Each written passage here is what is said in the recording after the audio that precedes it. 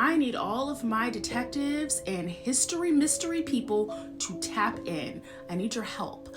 I need to know what happened to Lil Esther.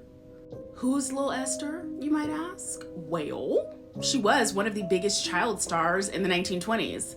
Yes, that's right. One of the biggest child stars internationally in the 1920s was a little black girl from Chicago named Esther. So famous, in fact, that she is the inspiration behind Betty Boop.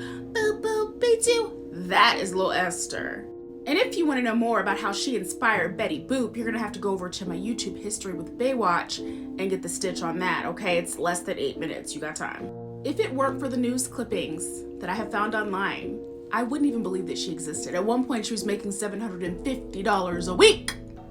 A lot of money in the 1920s.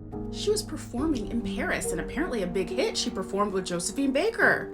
There's an article in French. Josephine Baker.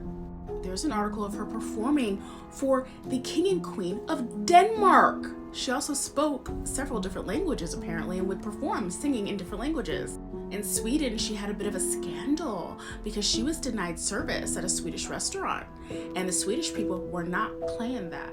Apparently, the person that owned the restaurant was American, and they were still stuck on those Jim Crow ways, and the Swedish people did not get down with that. Lil Esther got an apology. Lil Esther dances for a group of Spanish royalty. She was big time, you guys. What happened to this child? She kind of falls off the face of the earth a little bit. You may see articles that confuse her with Esther Phillips. Esther Phillips is a completely different person who actually would have been younger than baby Esther or Lil Esther.